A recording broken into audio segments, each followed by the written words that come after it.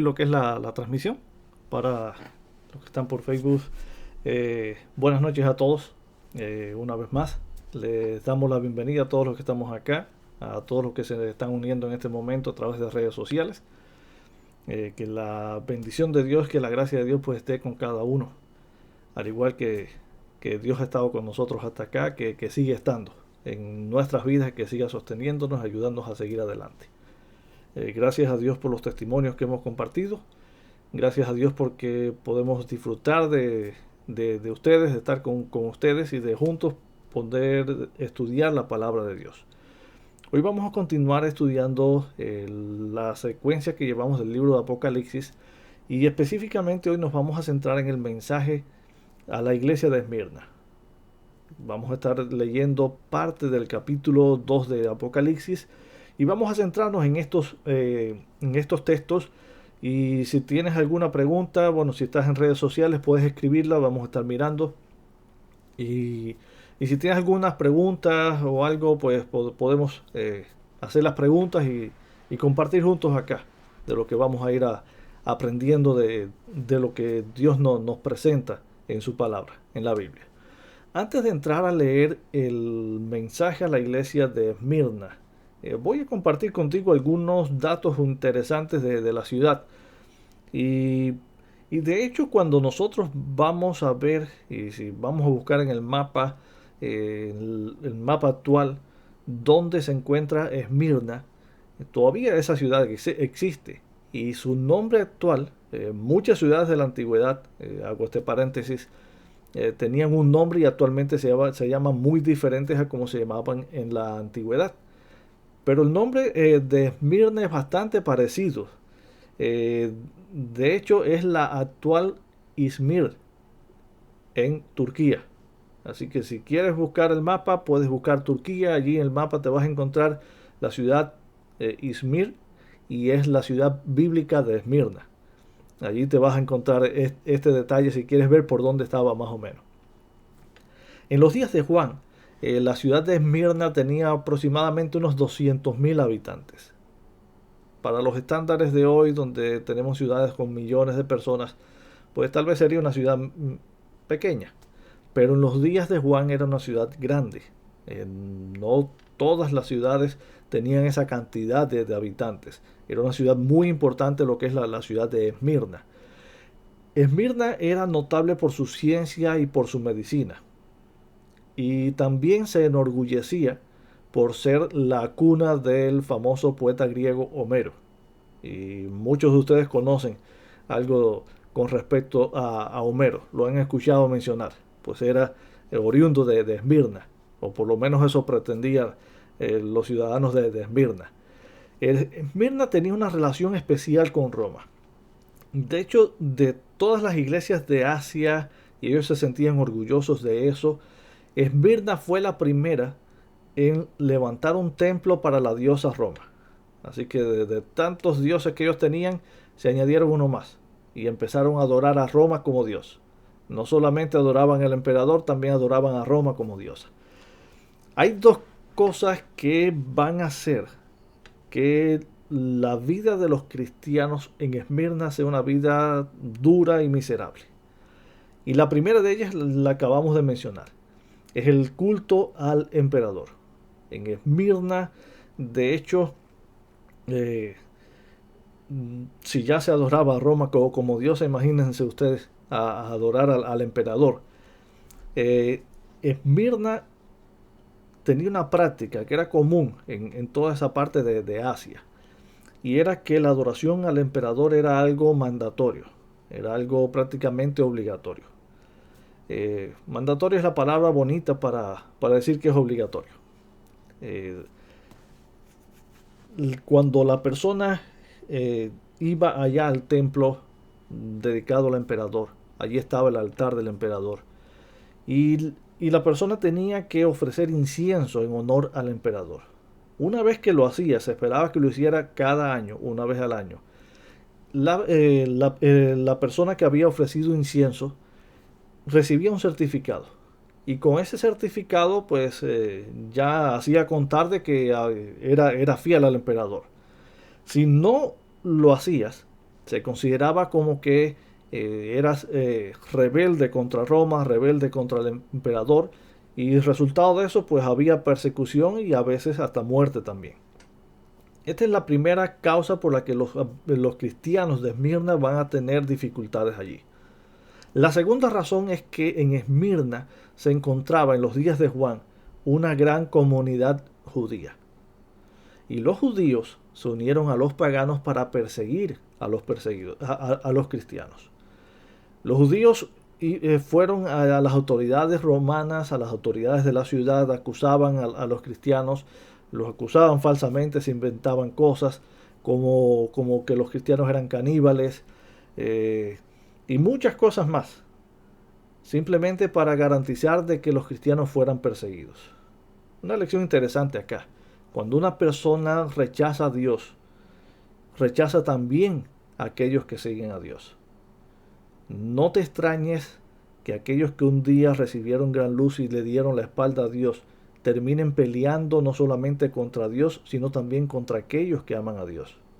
Y te lo vas a encontrar. Acá, en los tiempos de la iglesia de Esmirna, estaban presentes esta comunidad de judíos que no solamente se oponían a los cristianos de una manera tranquila o silenciosa o en la sinagoga, sino que incluso iban buscando ayuda en las autoridades de la ciudad de Esmirna, las autoridades romanas, para que se unieran con ellos a perseguir a los cristianos. Y en vez de ser un apoyo para los cristianos, se convirtieron probablemente en los peores enemigos de estos. Con estas cosas con respecto a Esmirna, algunas curiosidades, cosas interesantes, vamos a pasar a leer la porción del mensaje que Cristo dedica a la iglesia de Esmirna. Apocalipsis capítulo 2 versículos 8 al 11. Dice Jesús: escribe al ángel de la iglesia de Esmirna. Esto dice el primero y el último, el que murió y volvió a vivir. Conozco tus sufrimientos y tu pobreza, sin embargo eres rico. Sé cómo te calumnian los que dicen ser judíos, pero que en realidad no son más que una sinagoga de Satanás.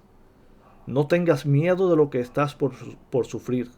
Te advierto que a algunos de ustedes el diablo los meterá en la cárcel para ponerlos a prueba y sufrirán persecución durante 10 días. Sé fiel hasta la muerte y yo te daré la corona de la vida. El que tenga oídos, que oiga lo que el Espíritu dice a las iglesias. El que salga vencedor no sufrirá daño alguno de la segunda muerte. Este es el mensaje que Jesús dedica a la iglesia de Esmirna. De hecho, de los 7 mensajes, del mensaje de las 7 iglesias, este es el más corto. Ahora, notamos cómo Jesús se presenta ante la iglesia de Esmirna. Esto dice el primero y el último, el que murió y volvió a vivir. Hay 2 formas en las que Jesús se va a presentar.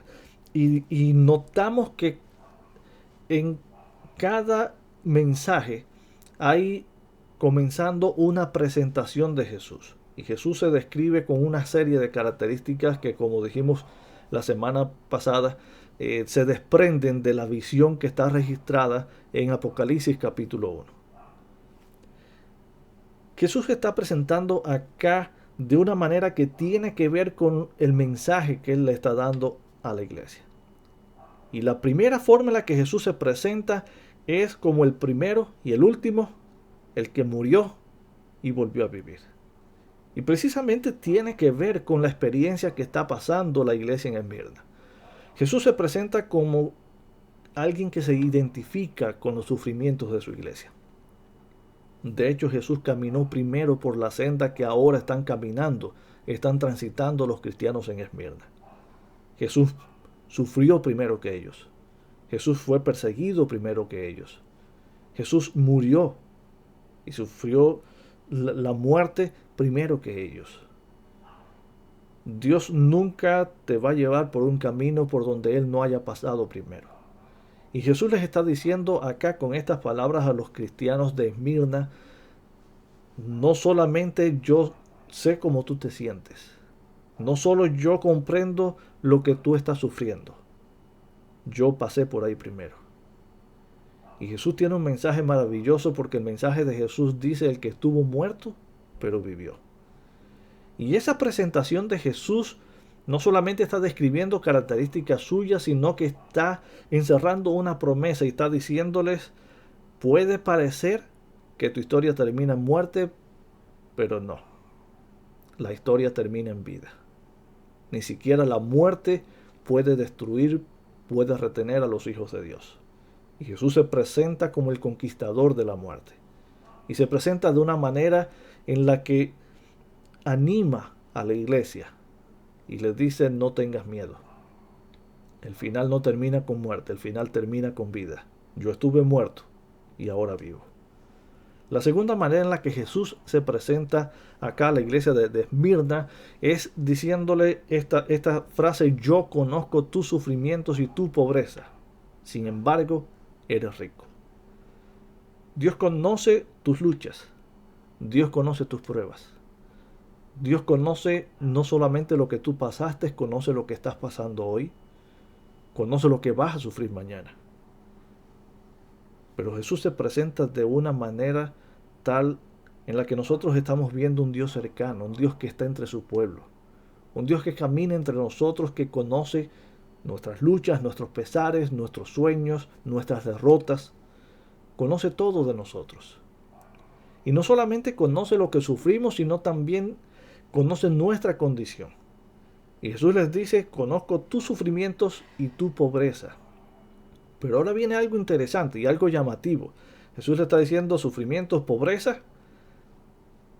Y continúa diciendo, sin embargo, eres rico. ¿Cómo es posible que alguien pobre sea rico? No tiene mucho sentido, ¿verdad? Interesante el contraste con la iglesia de la Odisea. La iglesia de la Odisea se cree que lo tiene todo, se cree que es una iglesia rica y Dios le dice, tú no tienes nada, eres pobre, miserable, estás desnudo. A la iglesia de Esmirna le dice, tú eres pobre, pero no, tú eres rica. La verdadera riqueza, ¿en qué consiste? Muchas personas se confunden y muchas personas llegan a pensar de que ser rico significa tener una cuenta en el banco con más cantidad de dinero de que tú puedas gastar. Muchas personas cuentan su riqueza por lo que pueden tocar, por lo que pueden comprar, por las cosas que pueden almacenar. ¿Y realmente es eso riqueza? La ciudad de Esmirna, la iglesia de Esmirna, desde este punto de vista es pobre. Sin embargo, les dice Jesús, tú eres rico. ¿Y por qué son ricos? Es que la verdadera riqueza no se puede contar. La verdadera riqueza tú no la puedes guardar en un banco. La verdadera riqueza tú no la puedes comprar. Las cosas que realmente te hacen rico, a ti tú no las puedes comprar. Tú no puedes comprar el amor. La felicidad tú no la puedes comprar. Conozco familias que viven en una extrema pobreza, las he conocido que han vivido una extrema pobreza y son felices. Conozco la historia de muchos millonarios que han tenido todo el dinero que quieran y no pueden dormir de noche, viven una vida infeliz. Y ojo, con esto no te estoy diciendo que dinero es sinónimo de pobreza o de infelicidad. No. Lo que te convierte a ti en una persona rica o en una persona pobre es la presencia de Dios en tu vida. Si tú tienes dinero y además tienes a Dios y tienes bendición, amén, disfrútalo, ser rico. Pero si tú no tienes dinero, si tú no tienes muchas cosas, pero tienes a Dios, tienes lo más importante. Lo tienes todo. Tienes amor, tienes paz, tienes futuro. Y no un futuro en la pobreza acá en este mundo, un futuro en el mundo nuevo que Dios va a crear en el reino de Dios. Hay cosas maravillosas para ti. Puedes tener una conciencia tranquila. ¿Y cuántos pagarían todo el dinero que tienen? ¿Cuántos darían toda la fortuna que tienen por tener una conciencia tranquila? Por tener paz. Y tú lo tienes. Entonces, no creas que tu condición monetaria o tu economía va a determinar si eres pobre o eres rico. es Dios. Es lo que procede de Dios lo que te va a dar sentido a la vida, lo que va a dar valor, lo que te va a hacer saber de que tú eres valioso, de que tú eres valiosa, de que tú eres importante. No importa que los demás te midan por tus recursos. Dios no te mide por recursos, Dios te mide por quien tú eres. Y tú eres un hijo, una hija de Dios. Eso te hace valioso. Y Dios quiere que tú seas rico en lo que importa. Dios quiere que tú seas rico en amor, en bondad, en todas estas cosas buenas que proceden de Dios. Pero para ser rico, de esta manera recuerda, tú necesitas a Dios en tu vida. Una vez que Jesús se presenta a la iglesia de Esmirna, deja también un mensaje que compartir con ellos. Y dentro de ese mensaje, Jesús les dice a la iglesia, no tengas miedo de lo que vas a pasar. Conozco tus obras, conozco tu condición, conozco cómo te encuentras, sé cómo te calumnian los que dicen ser judíos, pero que en realidad no son más que una sinagoga de Satanás. Y Jesús le dice esta frase, no tengas miedo de lo que estás por sufrir. ¿Por qué no tengas miedo de lo que estás por sufrir? ¿Sabes por qué? Porque Jesús se presenta como el vencedor. Nota algo acá interesante. No eres tú quien lucha contra los desafíos. A veces nosotros nos rompemos la cabeza porque llega la prueba, llega la lucha, llegan los problemas y pensamos que somos nosotros los que tenemos que luchar, somos nosotros los que tenemos que encontrar las soluciones que no vemos por ningún lado. Y se nos olvida que es Dios quien ha dicho que es vencedor, que es Dios quien lucha. ¿Sabes por qué nosotros somos vencedores? ¿Por qué nosotros podemos decir que vencemos y que disfrutamos de la victoria? No porque peleamos y vencimos, sino porque disfrutamos de la victoria de Dios. Es Dios quien pelea por nosotros. Es Dios quien pelea por ti. Cuando llegan las cosas duras, cuando llegan los sufrimientos, cuando llegan los momentos difíciles, es Dios quien te da fuerzas para salir adelante. Es Dios quien hace el milagro.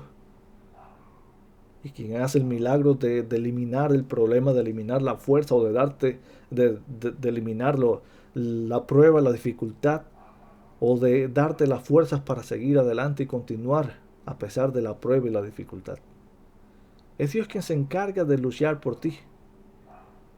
Hay dos textos bíblicos que vamos a encontrar en el libro de los Salmos y quiero compartir contigo. Salmos 46, versículos 1 y 2. Dice, Dios es nuestro amparo y nuestra fortaleza. Y este texto lo conocemos bien. Nuestra ayuda segura en momentos de angustia. Por eso, no temeremos aunque se desmorone la tierra y las montañas se hundan en el fondo del mar. ¿Por qué no voy a tener miedo cuando lleguen los problemas, cuando lleguen las dificultades que Jesús está anunciando acá en el mensaje a la iglesia de Esmirna? Porque Cristo es vencedor. Porque Cristo es quien pelea por nosotros.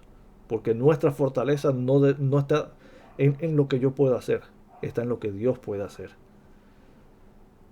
Si todo quedara por lo que yo pudiera hacer, estaríamos de derrota en derrota y de derrota en derrota.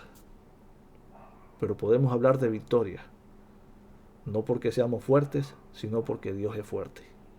Podemos hablar de futuro, no porque nosotros tengamos controlado todo, sino porque Dios tiene el control. Podemos hablar de esperanza, no porque nosotros seamos infalibles o porque nosotros seamos muy inteligentes, sino porque Dios es vencedor, porque Dios tiene un futuro, tiene el control de todo. Así que, ¿por qué tener miedo? Dios es nuestro amparo y nuestra fortaleza, no nosotros, olvídate. Cuando tú haces de ti tu fortaleza, vas a sufrir mucho. Pero cuando Dios es tu fortaleza, las palabras de Jesús, no tengas miedo de lo que vas a sufrir, cobran sentido y cobran valor en nuestra experiencia. Hay otro salmo que es el Salmo 121, versículos 1 y 2. Y dice, acá alzaré mis ojos a los montes, ¿de dónde vendrá mi socorro? Y sigue diciendo, mi socorro viene de Jehová, que hizo los cielos y la tierra. ¿De dónde viene tu ayuda? ¿De dónde viene tu ayudador cuando tú necesitas ayuda?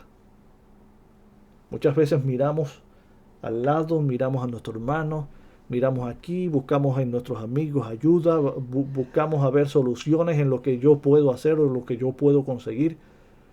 Y me olvido de mirar la verdadera solución.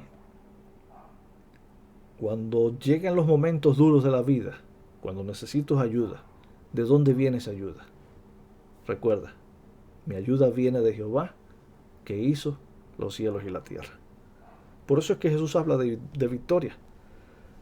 Por eso es que Jesús nos presenta y le presenta a la iglesia de Esmirna un mensaje triunfal. Porque Dios hace la diferencia y ellos tienen a Dios. Así que no importa las luchas, no importa los problemas, tú tienes a Dios y Él hace la diferencia. Él transforma una aparente derrota en una gran victoria. Y lo que puede parecer que termina mal, Dios lo endereza. ¿Sabes por qué? Porque ni siquiera la muerte es el final de los hijos de Dios. Jesús se presenta como aquel que estuvo muerto y vivió. Que hay una promesa de vida eterna y de resurrección para aquellos que amamos a Dios. Así que ni siquiera la muerte puede cerrar el futuro de los hijos de Dios. Seguimos estudiando lo que dice acá el mensaje a la iglesia de Esmirna. Sigue diciendo Jesús, versículo 10. Te advierto que algunos de ustedes el diablo los meterá en la cárcel para ponerlos a prueba y sufrirán persecución durante 10 días. Lección que aprendemos acá. Mira, ser fiel a Dios no elimina la prueba.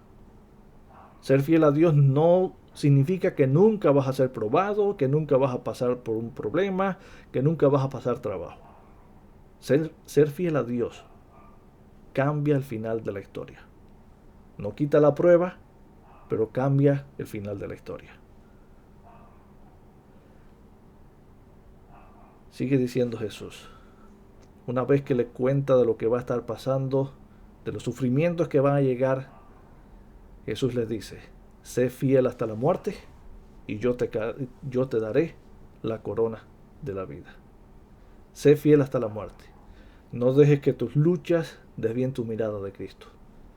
No dejes que la aparente derrota desvíe tu atención de Dios. Sé fiel hasta la muerte y yo te daré la corona de la vida. Y sigue diciendo, el que tenga oídos para oír, que oiga lo que el Espíritu dice a las iglesias.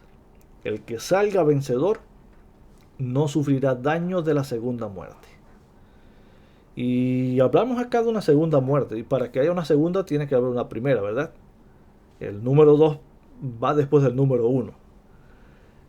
Interesante este punto acá. Mira, ¿cómo es posible que una persona pueda morir 2 veces? Bueno, primero tiene que morir la primera. Todos dice la Biblia que los que viven saben que han de morir. Todos estamos sujetos a la muerte. Pero la muerte a la cual estamos sujetos hoy es una muerte temporal. Tanto justos como injustos estamos sujetos a una muerte temporal. ¿Qué significa esto?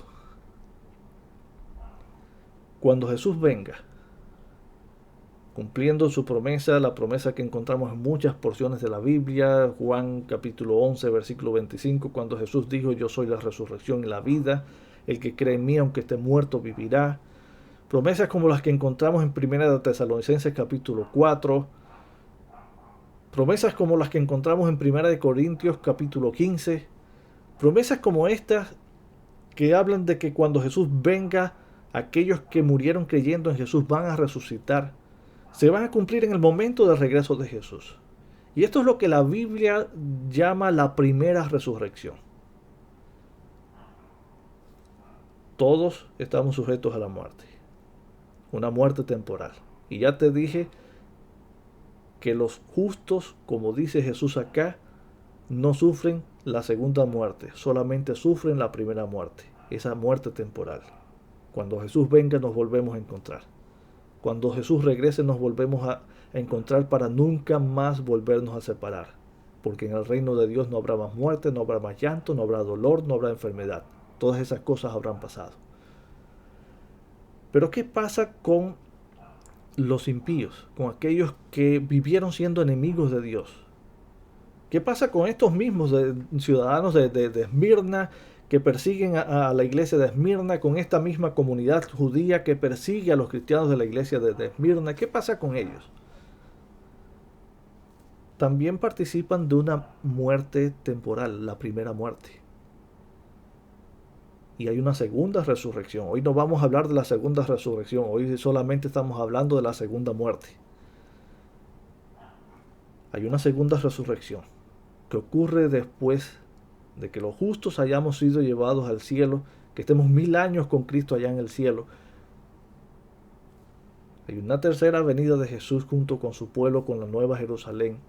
Y allí los que murieron de esa primera muerte temporal, pero no creyeron en Dios y no resucitaron en la primera resurrección, o estaban vivos cuando Jesús vino y murieron en rebeldía con Dios al regreso de Jesús, allí en ese momento van a resucitar. Y van a resucitar y van a vivir por un corto tiempo hasta que el juicio de Dios sobre el pecado sea ejecutado. Y esa es la segunda muerte. La primera muerte es temporal. La segunda muerte es eterna. De la segunda muerte no hay resurrección. De la primera muerte sí hay resurrección, pero de la segunda no. Y Jesús les está diciendo a los cristianos de la iglesia de Esmirna: no tengas miedo de la primera muerte, esa muerte es temporal. Ten miedo de sufrir la segunda muerte. Y por eso la promesa que se da al vencedor es que salga vencedor no sufrirá daño de la segunda muerte.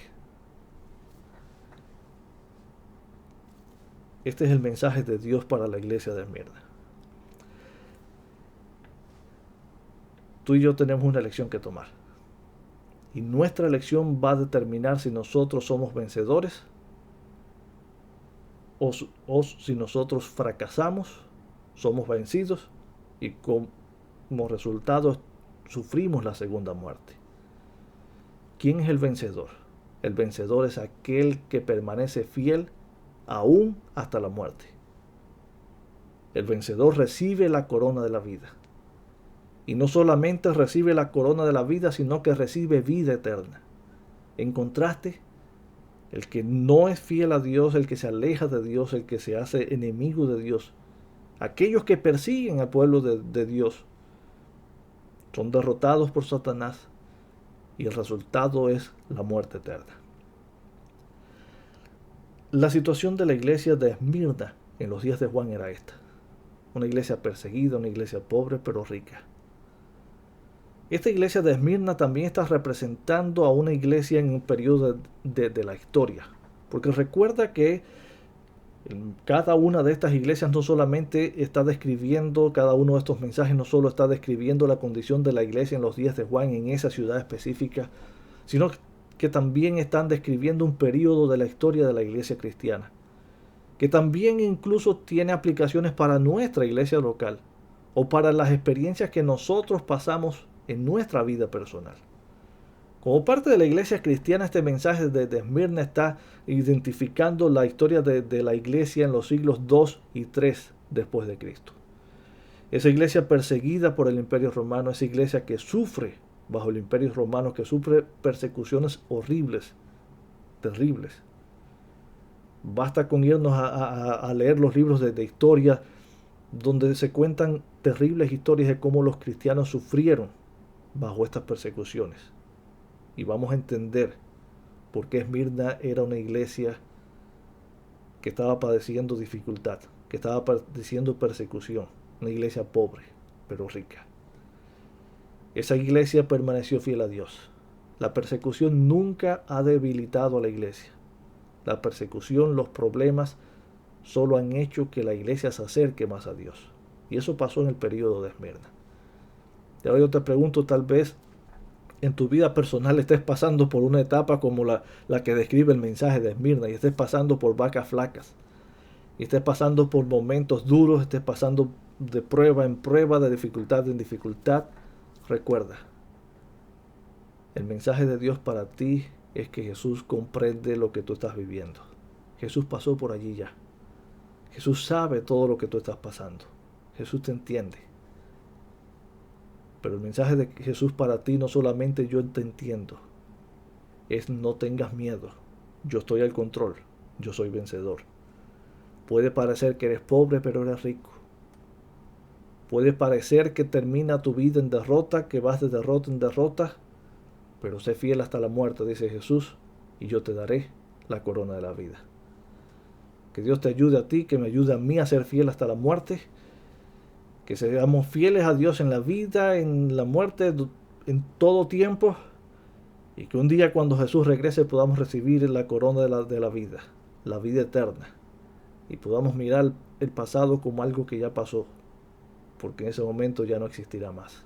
Las cosas malas habrán dejado de ser, y tú y yo podremos disfrutar por toda la eternidad de vivir en el reino de Dios y de las cosas maravillosas que Dios tiene preparadas para aquellos que le aman.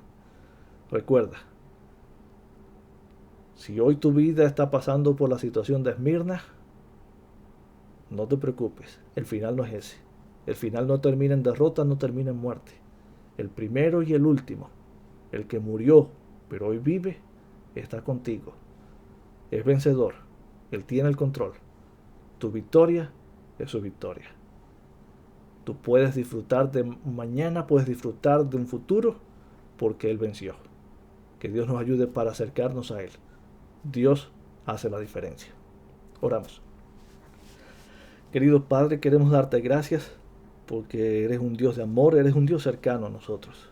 Y tú conoces por todo lo que pasamos. Conoces cómo nos sentimos cuando las cosas van mal. Y sabes que muchas veces todo el tiempo andamos pasando por dificultades, por luchas, por sufrimientos. Ayúdanos para mirarte, ayúdanos para estar cerca de ti. Ayúdanos para entender que la victoria no depende de nuestras fuerzas, sino que dependen de ti. Ayúdanos para comprender de que la historia de nuestra vida, cuando está conectada contigo, termina siempre en victoria porque tú eres vencedor. Te pedimos que nos des fuerzas para enfrentar todas las cosas que nos tocan sufrir.